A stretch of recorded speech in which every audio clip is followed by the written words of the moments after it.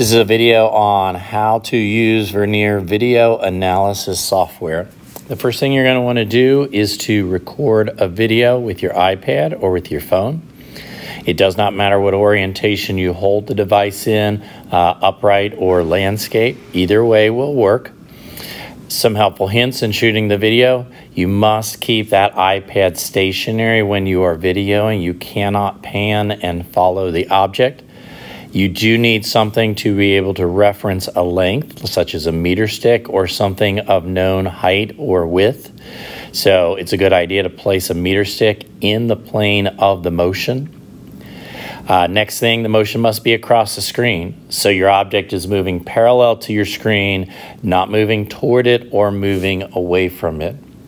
Once you have your video recorded, place it on your iPad, and then you're going to open the analysis software. To do that, you're going to go to Schoology, go into the Software Access, Download and Instructions folder. That's down on the first screen that you get to.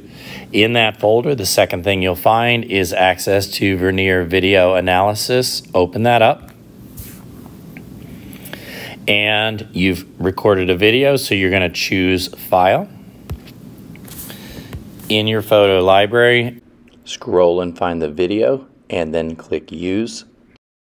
It will import it in, and there is the video. Now, if I scroll through the video, notice there's a lot of extra footage in here that I don't need.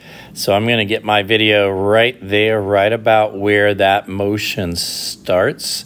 I'm dropping a ball in the hub down to the floor. It is queued up to the point that I need. We need to add a scale in.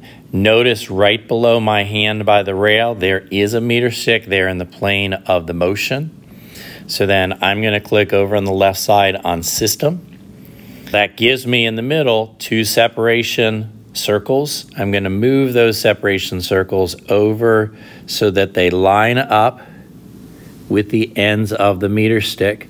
This is something that is easy to do if you're using your Apple Pencil, so your finger doesn't actually get in the way. So that tells me my scale at the top, 115 pixels is 1 meter. If you are not using an object that is 1 meter, if you don't have a meter stick, you can use a person that you know what their height is. Convert their height into meters and enter that value to set the scale. Second thing we want to do is to set an origin. So I'm going to click over on Origin on the left side. And now I have a frame of reference. I'm going to drag my origin over. Probably the easiest place I'm going to put it is right there on my object. Now I'm ready to track through the motion. And so I'm going to add points. And in adding points here, I'm going to move the crosshairs to the middle of the object, or some point I can get consistently. And once I have added points, I'm going to click Return on my keyboard, and it places a point there on the object. It also does frame advance, so I'm going to move my crosshairs the middle of my object and hit Return again. The first few points may be very close to each other. Notice with each click, data points are appearing on your graphs. And so I'm going to go through the motion, recentering each time. I am fast forwarding here in the video. It will take you much longer to be accurate and precise in getting these data points. Now, appearing over on the right side, you have the graphs. Now, if you have too many frames and you want to reduce, instead of doing every, do every other, you can click on the gear on the bottom right, and you can change how often you want to put a data point. I want to look at the graph and be able to analyze the graph. Notice you have two things showing on the graph. In red, you have the X or the horizontal position, and in blue, you have the vertical position. The graph is kind of small. I'm going to click on the 3 boxes up on the right side. And I don't need to see the video anymore. I'm going to turn that off. I don't need to see the data table right now either, so I'm going to turn that off. And now I've got a singular graph that I can analyze.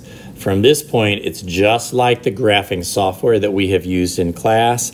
Bottom left corner of your screen, you have all kinds of different options. What I want to do is apply a curve fit.